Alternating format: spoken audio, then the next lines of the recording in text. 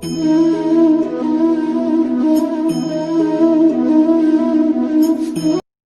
મિત્રો આપણે અંડકોષ જનનમાં આગળ પહોંચીએ તો આપણે જેને કહેવાય કે આખું એક ચક્ર જોયેલું હતું. હવે જુઓ, હું તમને માસિક ચક્રની શરૂઆત કરું, માસિક ચક્રની વાત કરું.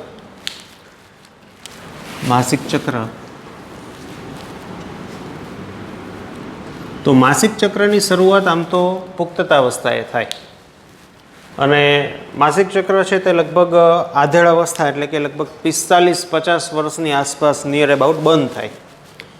તો માસિક ચક્ર જે બંધ થાય છે તેને મેનોપોઝ અવસ્થા કહેવાય. હવે માસિક ચક્ર જે છે એની અંદર સામાન્ય રીતે જો આપણે જોઈએ તો આમ તો 3 તબક્કા આવે, પણ એ તબક્કા વાઇઝ હું તમને હજી નથી ભણાવતો. પણ માસિક ચક્ર જે છે એની શરૂઆત થાય એટલે T બરાબર 0 દિવસે FSH એન્ડ LH નો સ્ત્રાવ થાય અને બેમાંથી કોઈ પણ એક અંડપિંડમાં રહેલ અંડપુટિકા, મીન્સ કે જેને આપણે પ્રાથમિક પુટિકા કહીશું, પ્રાથમિક અંડપુટિકા કે પ્રાથમિક પુટિકાનો વિકાસ શરૂ થાય. અહીંયાથી આગળ ચર્ચા કરીએ તો ધારો કે T બરાબર 0મો દિવસ એટલે કે કદાચ 5/7/2020 હોય તો ક્રમશઃ આગળ જતાં FSH સ્ત્રાવની અસર હેઠળ પ્રાથમિક પુટિકા છે એનો વિકાસ સતત થતો રહે. પછી આપણને ખ્યાલ છે કે દ્વિતીયક પુટિકા બને, તૃતીયક પુટિકા બને, ફાઇનલી ગ્રાફિયન પુટિકા બને અને 14મા દિવસે LH નો સ્ત્રાવ વધે અને ગ્રાફિયન પુટિકા છે એમાંથી અંડકોષ મુક્ત થાય, જેને અંડપાત થયો તેમ કહેવાય. તો અહીંથી આગળ ચર્ચા કરીએ તો દ્વિતીયક પુટિકાનું નિર્માણ થશે, ત્યારબાદ તૃતીયક પુટિકાનું નિર્માણ થશે.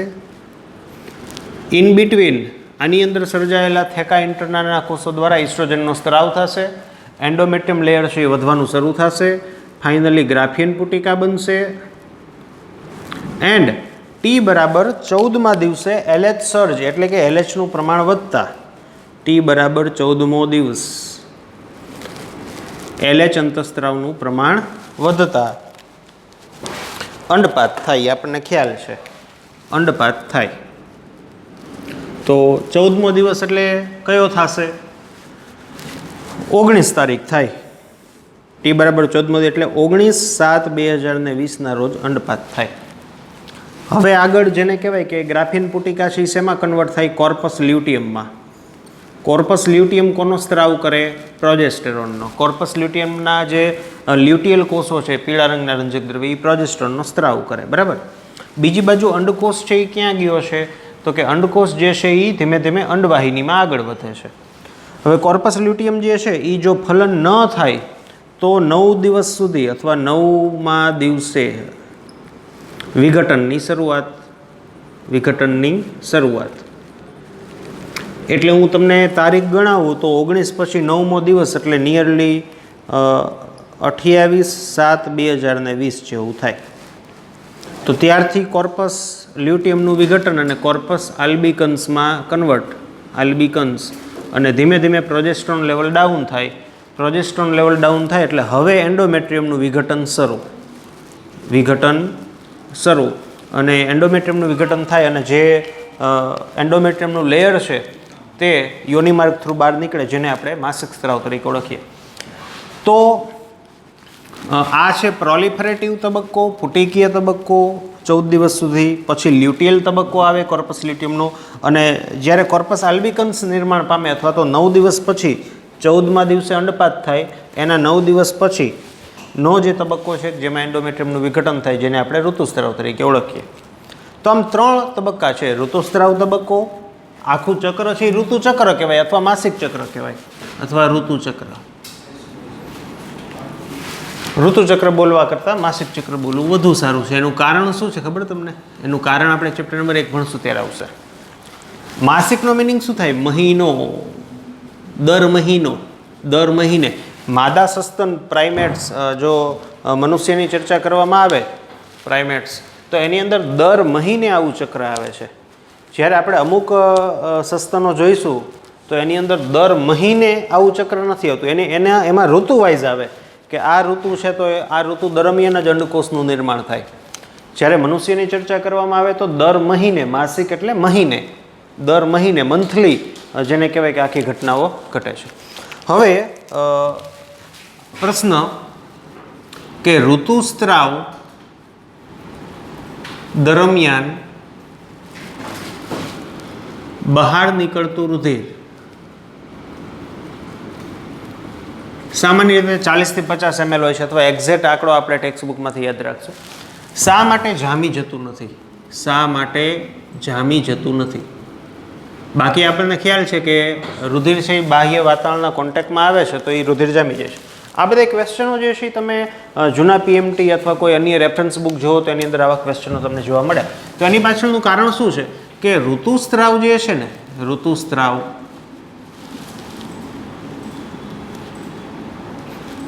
Is not equal to perfectly રુધિર. એ પરફેક્ટલી રુધિર નથી. ઋતુસ્ત્રાવ હકીકતમાં એન્ડોમેટ્રિયમ લેયર છે એના ટુકડા છે. મીન્સ કે પેશીના ટુકડા છે, પેશીના ટુકડા. એ પરફેક્ટલી રુધિર સ્ત્રાવ નથી, તોય જામી જઈ શકે છે. રેડી? ચાલો બીજી વાત. હવે તમને એમ પ્રશ્ન પૂછવામાં આવે, જો આ બધી ગણતરી છે ને તમને ફૂલ ખ્યાલ જ હોવો જોઈએ, ફાવવી જોઈએ.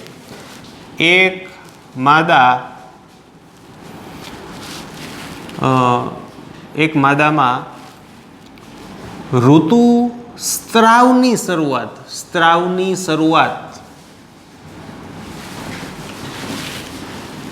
1/7/2020 રોજ થઈ હોય તો આ માદામાં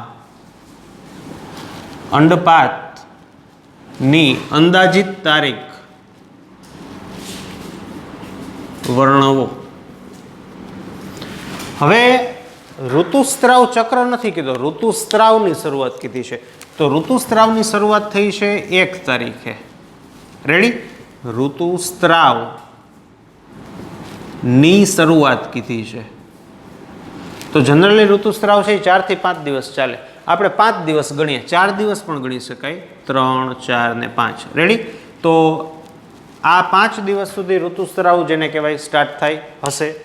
હવે 6ઠી તારીખ થાય, 6ઠ્ઠો દિવસ, તો 6ઠી તારીખથી નવું ચક્ર સ્ટાર્ટ થશે.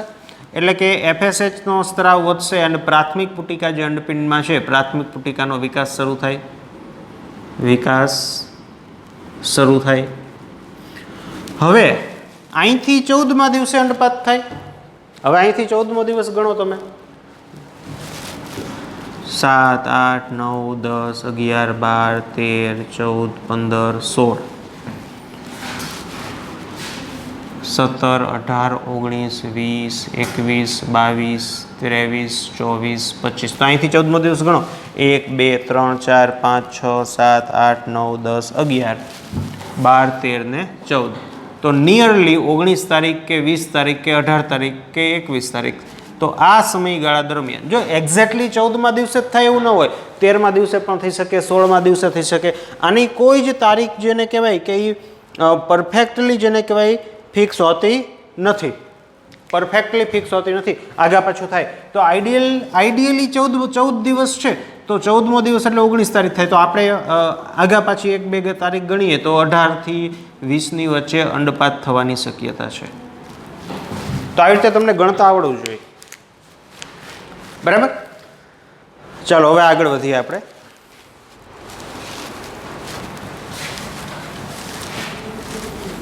હવે આપણે પહોંચ્યા હતા ક્યાં? તો કે આપણે પહોંચ્યા હતા દ્વિતીયક પૂર્વ અંડકોષ છે એ અંડવાહિનીમાં આગળ વધે છે. અહીંયાથી એનું શું થાય?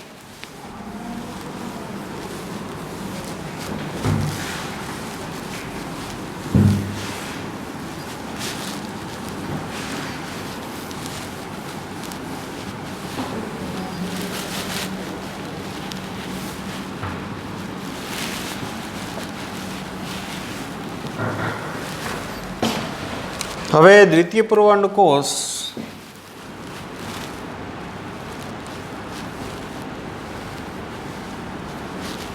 આ ધારો કે તુંબિકા વિસ્તાર છે.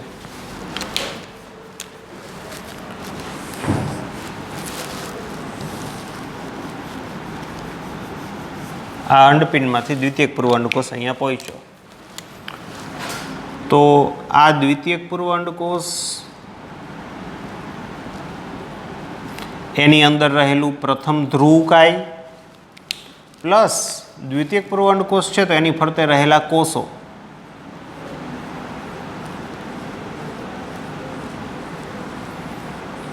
કયા કોષ કહેવાય? કોરોના રેડિયેટા.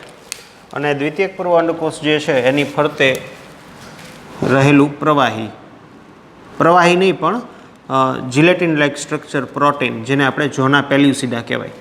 તો આવા સ્વરૂપે અંડકોષ જે છે તે ગ્રાફિન પુટિકામાંથી બહાર નીકળે છે. તો આ છે કોરોના રેડિયેટાના કોષો. કોરોના આવ્યું, રેડિયેટાના કોષ. પછી આ છે ઝોના પેલ્યુસિડા લેયર.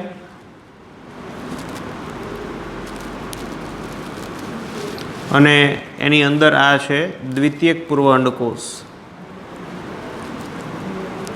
દ્વિતીયક પૂર્વ અંડકોષ અને એની અંદર પ્રથમ અર્ધીકરણ પૂરું થયું છે એટલે આ જે કોષ છે એ છે પ્રથમ ધ્રુવકાય. હવે અંડવાહિની જે છે એના જે કોષો છે, આમ તો આપણે 11થમાં આવું ભણી ગયા હતા પણ યાદ ન હોય કે એના અંદરૂની જે કોષો છે ને તે આવી રીતે પક્ષમાં ધરાવતા હોય છે. અને આ પક્ષમાં જે છે એની મૂવમેન્ટ થતાં પક્ષમલ અધિચ્છદ, પક્ષમલ અધિચ્છદ રેડી, એની મૂવમેન્ટ થતાં અંડકોષ અંડવાહિનીમાં ગર્ભાશય તરફ આગળ વધે. ગર્ભાશય તરફ આગળ વધે. રેડી? ચાલો હવે અંડપતન મીન્સ કે અંડપાત છે ને, અંડપાત માસિક ચક્રના કે ઋતુચક્રના માસિક ચક્રના 14મા દિવસે થાય. તો જનરલી જો ગર્ભ રાખવો હોય તો ગાયનેકોલોજીસ્ટ આવી સલાહ આપે, જો ગર્ભ રાખવો હોય, જો ગર્ભધારણ કરવું હોય તો પ્રજનનના દિવસો, પ્રજનન અથવા સમાગમના દિવસો સામાન્ય રીતે ગાયનેકોલોજીસ્ટ દ્વારા કયા આપવામાં આવે છે? તો પ્રજનનના દિવસો માસિક ચક્રના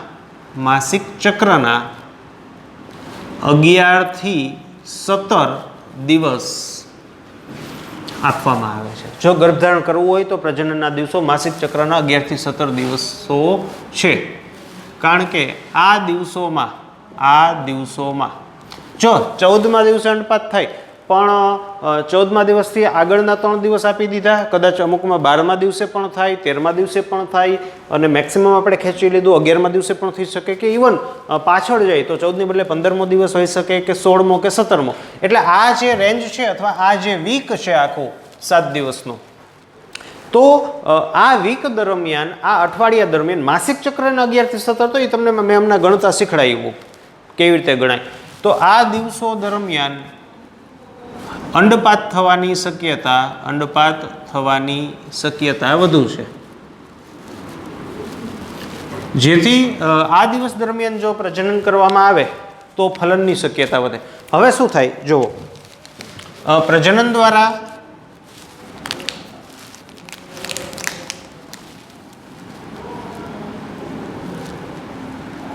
શુક્રકોષ યોનિ માર્ગમાં ઠલવાય. હવે મેં તમને કીધું હતું કે શુક્રકોષ જે છે તે પ્રોસ્ટેટ, બલ્બોયુરેથ્રલ એન્ડ શુક્રાશય ગ્રંથિના સ્ત્રાવ વડે ઘેરાયેલો હોય, જેને સંયુક્ત રીતે વીર્ય તરીકે ઓળખવામાં આવે છે.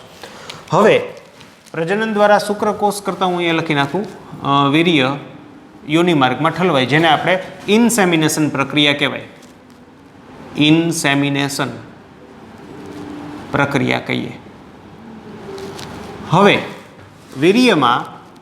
વીર્યમાં પ્રોસ્ટેટ ગ્રંથિના ઉત્સેચકો ના લીધે વીર્ય ઘટ બને છે, બનેલું હોય છે. અને શુક્રકોષની ગતિદાયકતા ઘટેલી હોય છે. તો હવે શુક્રકોષ કે જે યોનિમાર્ગની અંદર ઠલવાયેલા છે, તો એની ગતિદાયકતા, એની મૂવમેન્ટ, એની ચલિતતા હવે વધવી જોઈએ. કારણ કે શુક્રકોષને ધીમે ધીમે ગર્ભાશય અને અંડવાહિની થ્રુ અહીંયા આગળ પહોંચવાનું છે. રેડી? બીજી બાજુ આ તુંબિકા વિસ્તાર છે. તુંબિકા વિસ્તાર મેં તમને શું શીખવાડ્યું હતું કે ફલન ફક્ત તુંબિકા વિસ્તારમાં જ થાય. તુંબિકા વિસ્તારમાં જ થાય. એટલે જે શુક્રકોષ છે તે ત્યાંથી ચલિત થઈને ગર્ભાશય થ્રુ અંડવાહિનીમાં અહીંયા પહોંચવો જોઈએ, જ્યારે અંડકોષ છે અહીંયા પહોંચવો જોઈએ. બંને આ સ્થાને આવશે તો જ ફલન થશે. ચાલો આગળ. તો વીર્ય જે છે, જે ઘટ છે, જે યોનિમાર્ગમાં દાખલ થઈ છે, ઘટ હોવાનું કારણ શું છે કે પ્રોસ્ટેટ ગ્રંથિના ઉત્સેચકો એને ઘટ બનાવ્યું એટલે શું થાય? એની ગતિદાયકતા ઓછી થાય. ગતિદાયકતા ઓછી થાય એટલે એની જે ઉર્જા છે એ ઓછી વપરાય. પણ હવે ઉર્જા વપરાવી જરૂરી છે. તો હવે બહુ મહત્વનો શબ્દ હું લખું છું કે જેવું વીર્ય ગર્ભાશયની દિવાલ સાથે સંપર્કમાં આવશે તેવું ગર્ભાશયની દિવાલના કોષ દ્વારા સ્ત્રાવ પામતા રસાયણના લીધે જે વીર્ય કે જે ઘટ છે, અથવા તો હું સાદી ભાષામાં કહું તો શુક્રકોષ કે જેની પૂંછડી બહુ ચલિત નથી કારણ કે ઘટ માધ્યમમાં છે, તો જેવું આ વીર્ય ગર્ભાશયની દિવાલમાં પહોંચશે એવું ગર્ભાશયની દિવાલ દ્વારા સ્ત્રાવ પામતા અમુક રસાયણ દ્વારા જે વીર્ય છે ને એકદમ પાતળું થઈ જશે. એટલે કે હું સાદી ભાષામાં કહું ને તો શુક્રકોષ જે છે ને એની ચલિતતા વધી જાય, એની મૂવમેન્ટ વધી જાય, એની પૂંછડીની જે ગતિદાયકતા છે ને એ વધી જાય. તો રસાયણના લીધે શુક્રકોષની ચલિતતામાં વધારો થાય. શુક્રકોષની ચલિતતામાં વધારો થાય. આ બાબતને કેપેસિટન્સ કહેવામાં આવે છે. કેપેસિટન્સ કહેવાય છે. તો કેપેસિટન્સ એટલે શું? તો કે કેપેસિટન્સ એટલે શુક્રકોષ જે છે એની ચલિતતામાં વધારો થવો. કયા સ્થાને થાય? તો કે કેપેસિટન્સ જે છે તે ગર્ભાશયમાં થાય. શા માટે? તો કે ગર્ભાશયની દિવાલ દ્વારા અમુક રસાયણનો સ્ત્રાવ થાય છે જે શુક્રકોષની ચલિતતાને વધારે છે. એટલે કે એ વીર્ય જે છે એને એ પ્રવાહીને પાતળું કરી દે. આ બાબતને કેપેસિટન્સ કહેવાય. અને તમે જો આવનારા આગળના ધોરણોમાં ભણશો તો કેપેસિટન્સ છે ને આપણે 12th સાયન્સમાં નીટને અનુલક્ષીને એક જ વસ્તુ યાદ રાખવાની છે કે કેપેસિટન્સ ગર્ભાશયની દિવાલમાં થાય. પણ ઓરિજિનલી સાયન્સ મુજબ જોઈએ તો કેપેસિટન્સ બે જગ્યાએ થાય. એક નળની અંદર અધિવૃષણ નલિકામાં પણ કેપેસિટન્સ આપણને જોવા મળે અને ગર્ભાશયમાં પણ જોવા મળે. પણ આપણે એ કાંઈ યાદ રાખવાનું નથી, આપણે આ યાદ રાખવાનું છે આપણે હાલની એક્ઝામ પૂરતું. બરાબર? તો કેપેસિટન્સ એટલે શુક્રકોષની ચલિતતામાં વધારો થવો ગર્ભાશયની અંદર. હવે બીજી વાત છે કે શુક્રકોષ અને અંડકોષનું મિલન થવું તે એક સંયોગ છે. શું છે? સંયોગ. એટલે કે શુક્રકોષો અંડકોષ તરફ ગતિ કરે, એનું ફલન કરે, એની પાછળ કોઈ જ સાયન્સ કામ કરતું નથી. તે એક સંયોગ છે. આજે અમુક કોષ છે તે અમુક દિશામાં જાય છે, એની પાછળ ઘણા બધા સાયન્ટિફિક કારણો હોય, જેમ કે રસાયણાનું ચલન છે, કે કોઈ પ્રકાશાનું ચલન હોય, ઉષ્માનું ચલન હોય, કે ઉષ્માની દિશામાં કોષ ગતિ કરે, કે ચોક્કસ રસાયણની દિશામાં કોષો ગતિ કરે.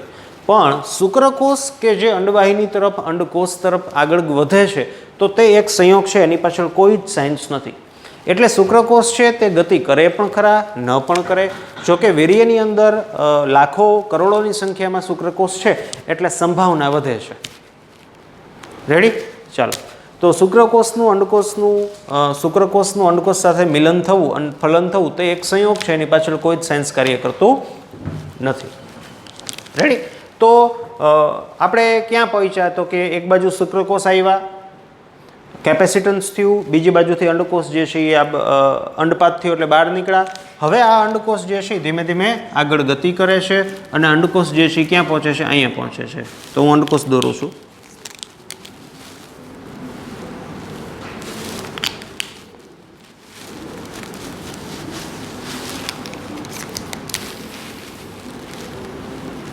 આ દ્વિતીયક પૂર્વ અંડકોષ, પ્રથમ ધ્રુવકાય, હું લખતો નથી, કોરોના રેડિયેટાના કોષો,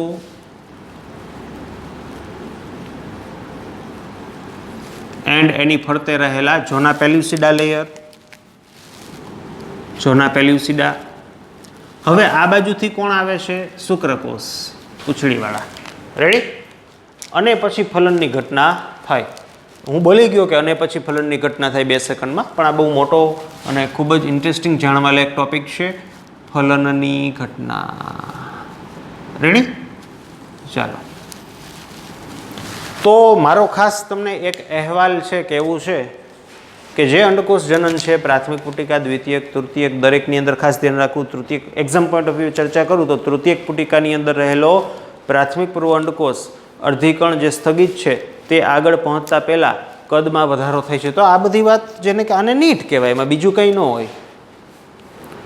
બરાબર? ગ્રાફિન પુટિકા છે, પછી 14મા દિવસે અંડપાત થાય, એલએચનું પ્રમાણ વધે. તો આ બધી વસ્તુ પરફેક્ટલી ક્લિયર કરજો. ખૂબ જ જેને કહેવાય સાયન્સની દ્રષ્ટિએ આ બધી વસ્તુ જે છે શું છે ખ્યાલ હોવો જોઈએ, જરૂરી છે. એકચ્યુઅલ સેન્સમાં શું છે અંડકોષ જનન, કંઈક અલગ છે. તો એમાં પ્રકાશ પાડજો, હજી જો પ્રકાશ તમે ન પાડેલો હોય તો. અને મળીએ નેક્સ્ટ સેશનની અંદર. આપણે ફલનની જે ઘટના છે એની ચર્ચા કરશું. અને બીજી વાત કે ફલનની ઘટના પતે એટલે ઓરિજિનલી જે માસિક ચક્ર છે જે ટેક્સ્ટબુકની અંદર આપણને આપ્યું છે એ રીતે સ્ટેપ વાઇઝ પણ ભણશું. એટલે ભણવાનું છે પતી ગયું, પણ અમુક ગ્રાફ ને એવું બધું આપણને આપ્યું છે જે આપણે સમજવાનું છે. તો મળીએ ફરીથી નેક્સ્ટ સેશન.